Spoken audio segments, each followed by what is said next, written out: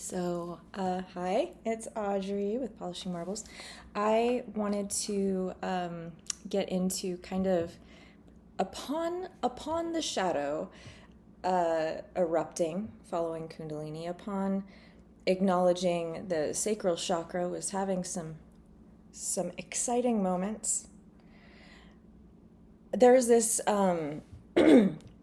cleansing process a person goes through. Of course, I had no idea for the majority of all of this what was happening.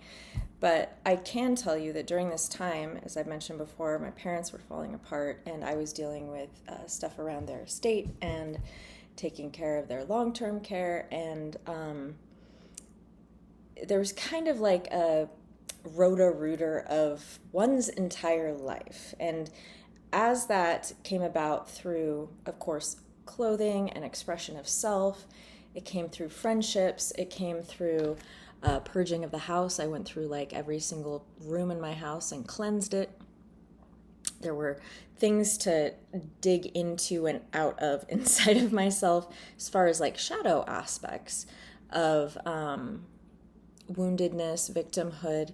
Those kinds of things are pretty notable for all of us in our lives. We will all deny that we play a victim because people are like, oh, you're just playing a victim.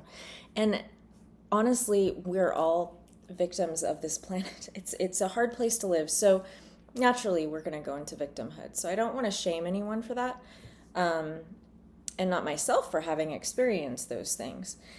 But in this process and digging deeper into myself, the victimhood was being pushed. This is what happens. We get into situations that force that alchemy inside of us, the fire, the tension that splits up the impure things within us that need healing. It's a lovely opportunity, frankly, but it doesn't feel lovely. It feels extremely uncomfortable, kind of like torture, but with awareness around the torture instead of being unconscious in the torture. So it's a whole new level of excitement. Well, so within that, I mean, you'll notice I've got this notebook that's ginormous of all the things I was trying to like process through. One of those things is, and this maybe kind of flamed the fire, got it ready, got the, what do they say, the fire stoked, ready for something. I had been working on a book that I came up with in conception in 1999, and from that had kind of percolated on what that would look like. Of course, I got interrupted in life by, college and child and raising and career and all these things, and was able to come back to the focus of this book probably pretty intensely about a year before COVID hit. And so it's been a big heart project of mine that I have notebooks from the late 90s actually like mapping out the book, and I stuck to it fairly well. My skills had dramatically improved as a writer since then. But so this book is a memoir, and it talks about largely a lot of the experiences of growing up the way that I did.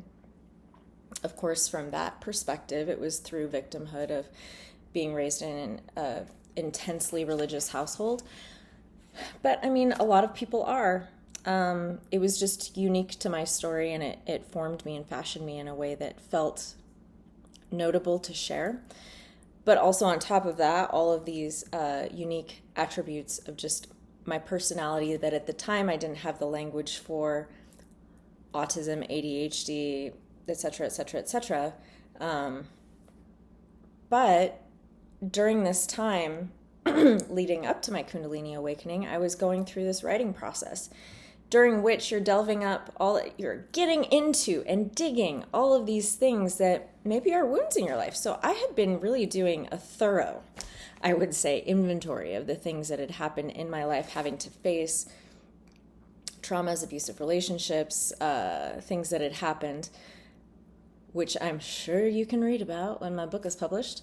But that really primed me for going through this aspect of my awakening Journey. So, and I know journey gets actually like overused in this process, so I don't really love to use it because it feels, I mean, as a writer, I like more variety than that, but how many words are we really given in this dictionary of ours? If I were Shakespeare, I'd make up some new words. So the awakening itself happened on December 13th, 2021. So I am now in my journal looking back to February 13th. So it's been a couple months. I have been going through tremendous adjustments in personal relationships, in the shedding of those. I had lost weight spontaneously that I wasn't even trying to lose. I had cleaned out a lot of my house, and I was just trying to just survive, you know, of like, I didn't know what was going on, but just trying to survive. In that, I was intuitively starting to do yoga.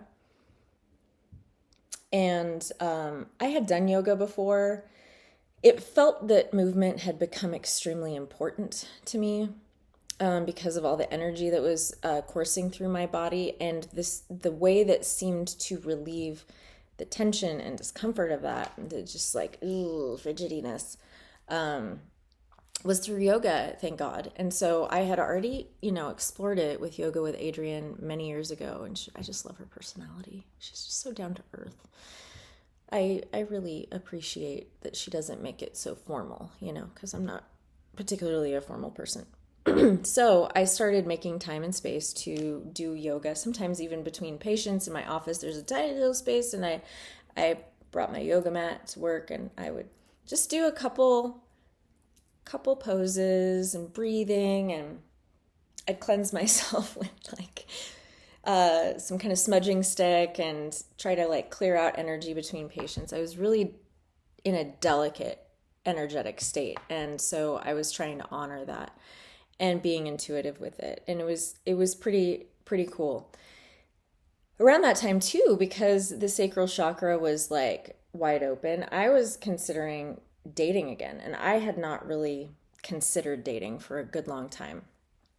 I'm gonna say I just it's just not something that I had prioritized for myself because it felt like a lot of work, and I don't date men, and the women that I've dated have been a lot of work, and so I was just I don't know if I'm really up for it, because I've already got a really emotional daughter, and I just trying to live, going through all this, but then also sacral chakra. So you're maybe that's not a bad thing. One of my friends convinced me to get on a dating app, which I feel like I'm kind of old for that, just because it's so impersonal, and there's all of this etiquette around it that and distance, and I have patients that do this, and they tell me about it all the time, in their 20s and 30s, and they're looking for partners, and they get all invested and into a person, and they get ghosted, and then they process it with me, and they're devastated. I was that just feels like people aren't peopling well. I don't know if I want to participate in that, but so I did very briefly, and I didn't have a bad experience at all. It was I went on a couple dates with one person who was completely lovely and brilliant and a musician, and that's totally my jam, because I have no musical skills whatsoever, but I really appreciate musicians for having them. It's fascinating to me. It's probably my auditory processing disorder that makes it challenging, but I found there was a new thing about this awakening process I did not know would be an issue, which is high sensitivity to other people's energies. High sensitivity. And I knew that I was getting good or bad vibes from people, and that there were some people I didn't want to be around, or some people I did want to be around in particular. But I didn't think of it in terms of dating anybody. Now, this person was really cool, beautiful, kind, aware, spiritual, was a yoga practicer. That's a word. That's a term. She practiced yoga and was into discussing astrology and all these things. So she wasn't at all like cut off to this stuff. I even like opened up and said I was going through an awakening process, and she was like, "That's amazing," and she was great. I have zero complaints about this human being. But I think I hadn't been on a date with somebody. I hadn't kissed a human being since probably 2017, because I've just been, I mean, I know that sounds insane, but it's not been a priority. And so I went out on a date with this person. We had a great date. We were walking downtown. Everywhere was closed because it was, post-COVID, and everything was like still shutting down early. So places that used to be open late would close at like 6 or 7. So it was fall. No, it was winter. And we were walking around like trying to find somewhere after this concert, and a Baroque concert. And we had to go to the grocery store to get like mini pies out of the bakery and laugh and listen to music in a car. It was a really great first date. And then we did kiss. But here's the thing. My energy got like contaminated with this other person's energy, which was like a great human. But then I could feel the other person's energy inside of me. And I'm like, what is happening? This feels wrong, awful. I hated it so much. I did not like feeling, it felt like, so say you're making a stew. And it's a good stew. And you're like, what does it need? Maybe it needs a little salt. But you don't have the top of the salt on properly. So when you put a sprinkle of salt on, the whole thing falls in, and you're like, it'll be fine. And you take a bite of it, and then you can't, you just want to wipe off your tongue. Like you can't handle, you didn't know it would be so offensive. But I was like, son of a gun, does this mean that I can't like be with another human being? Like I can't be around another person's energy. Like I can't kiss a person. Are you serious? And I couldn't. And I felt bad, but at the same time I didn't, because I couldn't conceive putting myself in that position again. It took me, because I told you I was like doing yoga between patients and smudging myself. I was really delicate. So just even kissing, casually kissing, not even French kissing this person. And I got what I call zoinked by this energy exchange, which made me think in terms of like, oh, when you have sex with a person, that is like a bigger much bigger energy exchange. Like, holy crap. Like I had just become completely aware of that kind of contract we energetically have with another human being when we connect with them physically in any sense. It was just a kiss.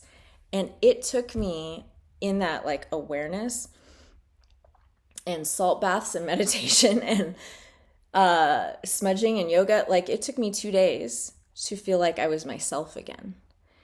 And I had never had that experience before. And that blew my freaking mind, because here's the deal. I am, as a therapist, super, super, super supportive of people and their self-expression and the way that they want to express themselves sexually or otherwise, as long as they are consenting and everybody involved is cool with what is happening. Like, I want people to feel empowered. I don't want people to feel, quote, slut shamed. I want people to feel in their body, good about themselves, period. But I knew something new now. And I was just like, what do I do with this? If this is true, first of all, it explains how much sexual trauma had affected me emotionally over the years. But also, like, when people had been stalking me or or obsessing over me. Like in my 20s, I was stalked several times by men and women, and those kind of intensive energy focus experiences you can have. Like, what is it doing to you? What is it doing to you? Or even like energetically, if you're like sexting somebody, which frankly I've never done, but I hear about it all the time. How does that exchange? Like my brain was expanding of what does it all mean? Oh my God. So it became abundantly clear to me that I needed to protect my energy. Like my field was really important and I had never been aware of it before. And so as I'm going through this purging, I'm also purging other energy from myself that doesn't feel like myself. And the awareness of it was so grand that it just broke through every paradigm I ever had. And it was also, in some ways, kind of sad.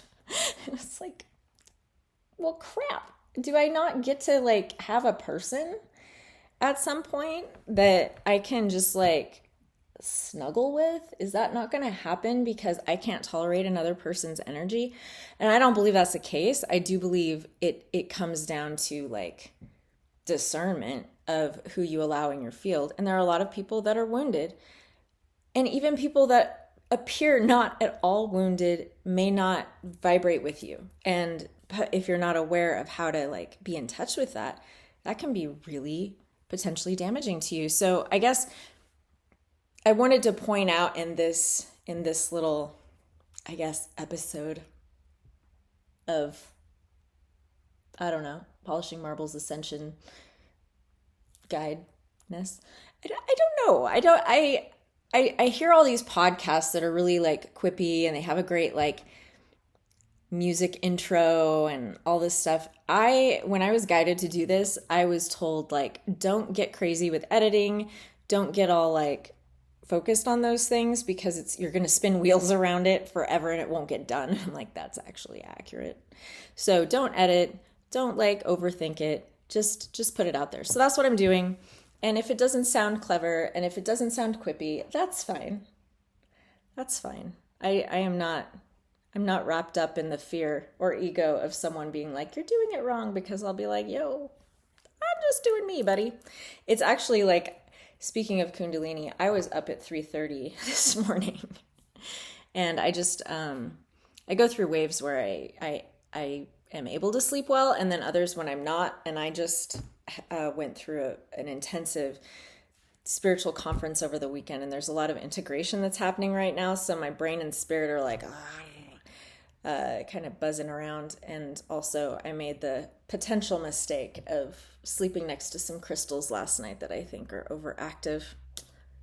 Nonetheless, I've been up since 3:30, and so this is just like a spontaneous little thing before I go to work. And I think that that's a good use of time, frankly. I'm digressing. My point is, protecting your energy is a really big deal, and I think people don't actually realize when they're trying to work on their ascension process or their awakening process or want to be more spiritual. You can do all sorts of stuff to support your spirituality, but if you're not supporting your field, like your energetic field, and that's a toral field, like a donut shape around your body that goes in and out and in and out. It's just like a big donut, and you're the center of the donut, and it just goes woo, woo, woo. You can just look it up. Toral field, it is real. And to protect yourself from other infiltrations of that energy, and I'm not saying people do it intentionally, sometimes they do. I have definitely felt that. But they can just be the sweetest, most precious person ever, and then they infiltrate your energy field, and if you're not aware and you don't clear it, how does it affect you? Holy crap. I just became so aware of it. I was like, oh, now nothing's safe. I need to just like live in a cave. I think a lot of people, when they go into awakening, they just actually do have to hermit for a minute because they are so vulnerable, like fresh new baby skin. You don't want to go out onto the beach at noon near the equator if you're a fresh new baby. If you're a mom of a fresh new baby, here, let the baby fry. No, you want to protect them from all the things that can harm them. And that's what you're doing. You're being kind of like, I hesitate to use the term born again, but you're going through a reemergence. And so you need to be delicate with yourself. I don't think that that's a permanent, you're going to be that delicate, but yeah, be aware. Be aware of what you're putting into your field. And I think that's largely why I stopped engaging in a lot of social media and television, streaming stuff. I was just like, and you're fired from all these things because they have stuff attached to them that are yucky. I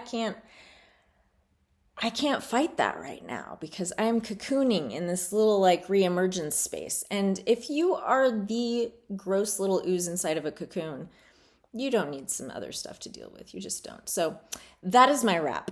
Watch your energy. Be careful. Be careful of your energy. It is precious.